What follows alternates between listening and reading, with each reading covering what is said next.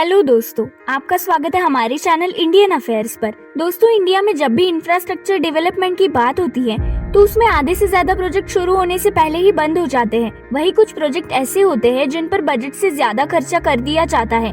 और हाल ही में नरेंद्र मोदी ने इसी चीज को हाईलाइट करते हुए ये कहा कि इंडिया में ऐसी टेक्नोलॉजी की जरूरत है जो इस तरह की प्रॉब्लम्स को हटा सके। और इसी प्रॉब्लम को ध्यान में रखते हुए हाल ही में इंडिया ने 100 ट्रिलियन रुपीस यानी 1.2 ट्रिलियन डॉलर्स का मेगा प्रोजेक्ट लॉन्च किया है, जिसका नाम है पीएम गति शक्ति, जिसका मतलब है स्ट्रेंथ ऑफ स्पीड। इस प्रोजेक्ट के अंदर नरेंद्र मोदी की एडमिनिस्ट्रेशन ने एक डिजिटल प्लेटफॉर्म क्रिएट करने का प्लान किया है, जिसमें 16 मिनिस्ट्रीज कंबाइन होंगी। ये पोर्टल कई इन्वेस्टर्स और कंपनीज को वन स्टेप सोल्यूशन देगा, जिसमें वो प्रोजेक्ट के सीमलेस अप्रूवल और इजी एस्टिमेशन ऑफ कॉस्ट जैसे सॉल्यूशंस प्रोवाइड करेंगे। इस मिशन का सबसे इम्पोर्टेंट ऑब्जेक्टिव ये है कि किसी भी प्रोजेक्ट को टाइम से पहले और कॉस्ट से कम इम्प्लीमेंट किया जा सके। और इसी बात को special secretary of logistic in the ministry of commerce and industry minister Amrit Lal Meena ने बताया है, जिसमें उन्होंने ये भी बताया है कि कई ग्लोबल कंपनीज ने इंडिया को मैन्युफैक्चरिंग सेंटर की तरह देखना शुरू कर दिया है। इस तरह का फास्ट ट्रैकिंग प्रोजेक्ट इंडिया को चाइना के ऊपर एक एडवांटेज प्रोवाइड करेगा,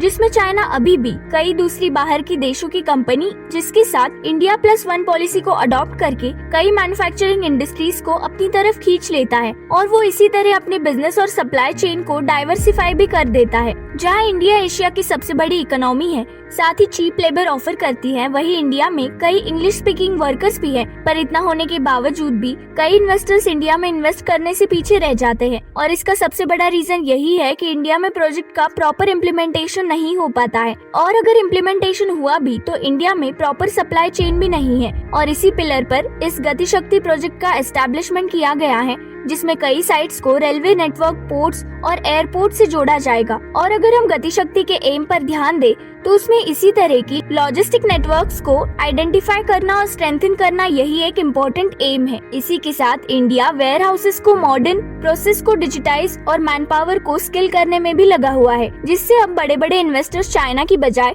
इंडिया को फर्स्ट प्रायोरिटी देंगे। दोस्तों, इस बारे में आपकी राय हमें जरूर बताइए और ऐसी नई वीडियोस के लिए चैनल को लाइक, शेयर और सब्सक्राइब करना मत भूलिए।